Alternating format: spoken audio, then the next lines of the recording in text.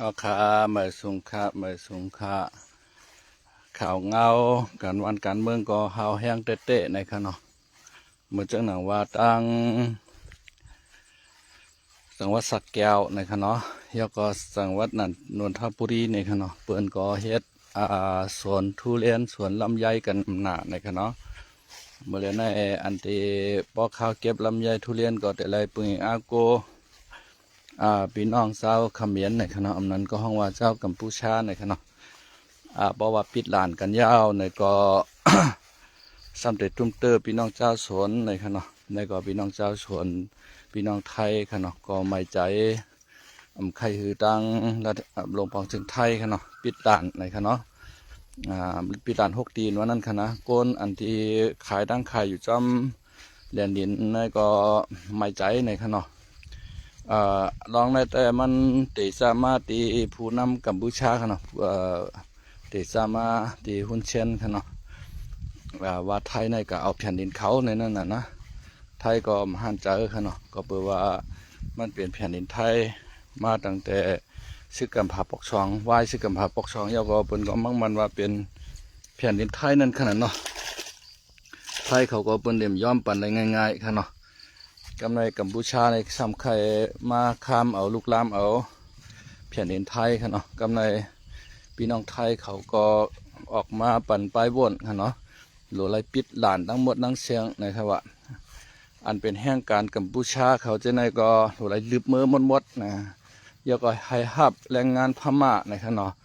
แรงงานพม่าแรงงานลาวจะในเขามาเฮ็ดแดนดีกัมพูชาเขมรนะครับเนาะก็แปลว่าแรงงานพม่าดังแรงงานลาวนี่ก็มาสร้างปัญหาเป็นเมืองไทยในครับเนาะแรงงานพม่าก็ใจว่ามีเจ้าคือพม่าฮะนะเจ้าคือมานก้อยป้าพี่น้องไต้เฮาพี่น้องกะเหลี่ยงปาโอปาลองกูเมียวนั่นฮะเนาะกำในพี่น้องเจ้าไทยเขาก็เปิ้นก็ไม่ใจค่ะจำเอาลำไยจำเอาทุเรียนเย้าในกลุ่มมีก้นเหตุการณ์ข้าก็แค่ก็บอกว่าพี่น้องดังบ่เล่นนายจางเขาตั้งผักตาบนหันเนาะอย่าไปมาจ้าพี่น้องใต้เขามีอยู่ข้าใครวันไหนเนาะ พี่น้องใต้เขาเดมาใจเก็บปันหุกก็พี่น้องใต้เขาก็เปิ้นก็ย้ำเฮ็ดให้เฮ็ดชวนอยู่ในเนาะขอคือตัง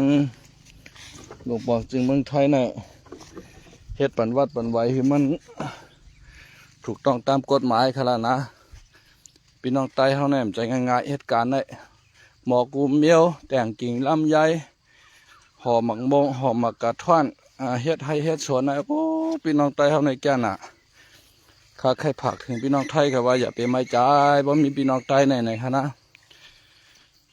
ห้ามเอาพี่น้องใต้เขาเนี่ย อ่อนกันเฮ็ดวัดเฮ็ดไวปันเขาแฮเนาะอย่าไปกะตี้กะเงียบเขาอย่าไปกันนิกจากเขาลืบแรงงานกัมพูชาในเมืองมดนะแล้วก็เอาแห่งการแห่งงานเมืองมานเนาะเมืองลาวจะไหนพี่น้องไต้เขาจะไหนพี่น้องปะโอปะลองจะไหนเขาใกล้หนะเอามาเฮ็ดแทนที่กัมพูชาเขาก็ละอยู่นะใครผักถึงพี่น้องไทยเขาจังไหนเนาะเอาค่ะวันเมื่อไหร่ก็มีหมกกระนายเนาะไม่ชุ่มค่ะไม่ชุ่มค่ะ